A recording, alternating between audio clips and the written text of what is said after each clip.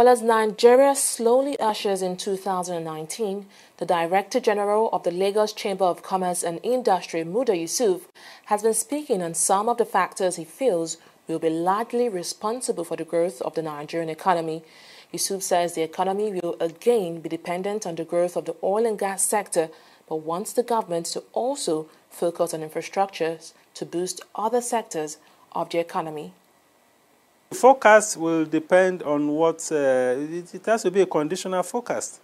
Conditional in the sense that the economy is still largely dependent on the oil and gas sector. So whatever we expect in terms of growth or economic performance will have to depend on what happens in the oil industry. The oil market specifically, it depends on what happens with oil price. It depends on what happens with oil output.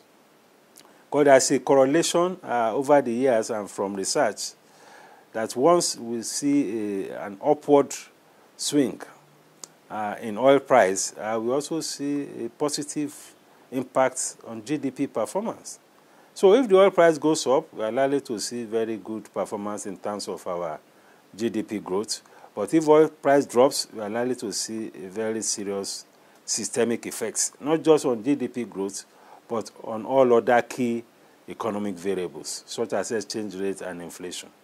So so whatever forecast we make has to be conditional on what happens to the oil price and oil output. Slow recovery is because the productivity in the economy is very low.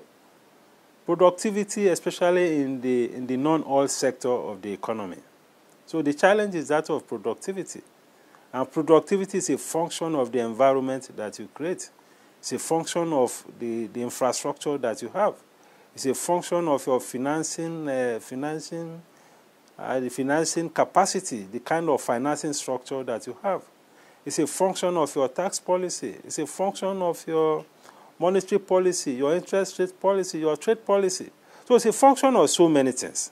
But what is important is that the non-oil sector still have it's not performing as well as it should, and that is why we haven't seen the kind of dramatic improvements in growth.